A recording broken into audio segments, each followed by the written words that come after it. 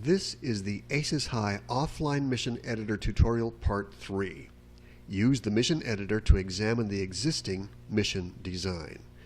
In Parts 1 and 2 of this series, we downloaded and obtained all the necessary tools for ACES High 2.12.4 with its associated Mission Editor, and we've downloaded the source code and the mission itself so you have been able to fly that mission using that flight simulator. And I'm going to assume by now you've taken a look at it and you have a general idea of what the mission does, and perhaps you've been inspired to think about ways you might modify it. To modify it, you're going to use the mission editor, which we've not seen yet. The mission editor is an executable file named ahedmiss.exe, which you will find in your main ACES High 2.12.4 file directory system. In my case, or in your case, it'll probably be stored under Drive C, Program Files, HTC, ACES High 2. Look for this ahedmiss.exe. You'll also notice that this file system contains associated folders, including the off-miss folder that we talked about before, where you put the source code for the mission. You execute this in the usual way, the way you'd execute any other Windows application, by double-clicking on its name, ahed.miss.exe. I'm going to go click. That will fire up the ACES High Mission Editor. I'm going to make it a little bigger so that we can see more here. And when you fire up the Mission Editor, it always loads the most recent mission that it's been working with. In this case, it's showing the standard mission that comes with ACES High, one-on-one.mis, and that's not the mission I want to use. So I'm going to change it by going here to the File menu, which works in the usual and customary way, the way any Windows application works. We're going to click on Open, and that will automatically take me into my off-miss folder. It knows where files ought to be. So here in my off-miss folder, I can find the mission.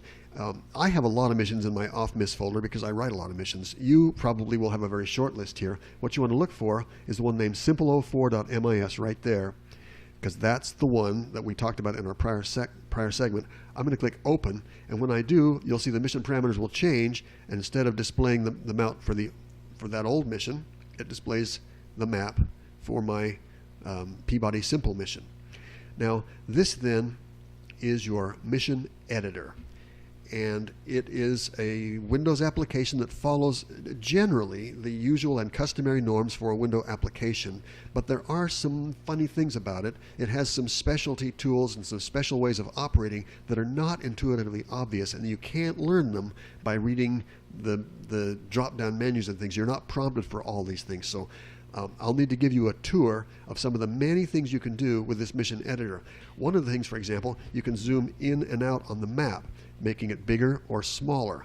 And it's not obvious how you do that. I'm doing this by holding down the Shift key on my keyboard, holding down the I'm right-clicking on my mouse and moving my mouse up and down.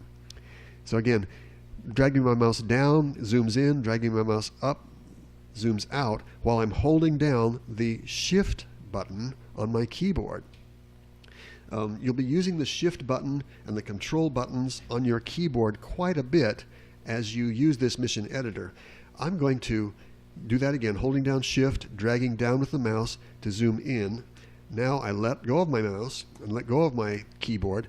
Now I'm going to hold down Control and right-click and drag the map up so that I can see the area of my mission. Zooming in some more with Shift, right-click, drag down, and then repositioning with Control, right-click, drag down.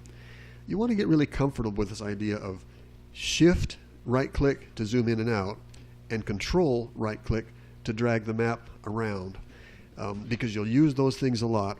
And as you do that, you'll be able to see the parameters of your mission in the detail that you want. Notice these lines. All of these lines represent the flight paths in my mission, and your display is dominated by this map. You want to get really comfortable with that map. You can also scroll the map with these bars here that will allow you to tip it, etc. But in general, you don't necessarily want to do that. And if you ever do get yourself disoriented, it's kind of difficult to get it exactly perfect again. So if you find yourself struggling to get a perfect up up, down, straight down view on it again, you can use this home view button to do that.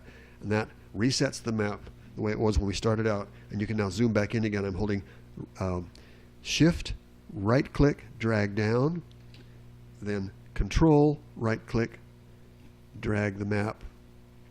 And with those combination of keys, Shift, right click, drag down, or drag up, drag down, and Control, right click, drag, I can get a good view of that map, even if I become disoriented and had to use the home button to get started again. So we've talked a lot about this map area and how to zoom in and out, and you do want to get comfortable with that. That's one of the first skills you're going to want to do because you use that a lot. This mission editor also has additional panels here that can be expanded that hide or display various details about the mission, which you can expand by clicking on these plus buttons, and it scrolls up and down in the usual way.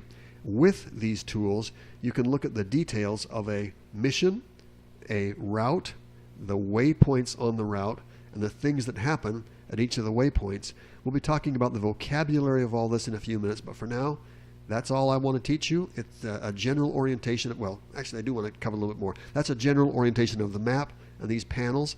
You also have a File button that allows you to create a new mission, open an existing mission, save your work. There is no exit. Notice there's no quit here. That's kind of unusual for a Windows application, but when you're done with creating a mission and saving it, you can also look at some other things we'll talk about in a minute. But when you're done, rather than exiting with a file exit as you would expect, you have to use this X button to clear things off.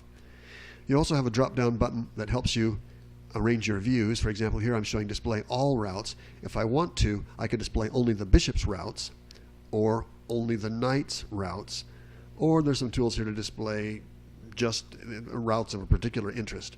There's also some online help. You can click here and look at the contents of online help.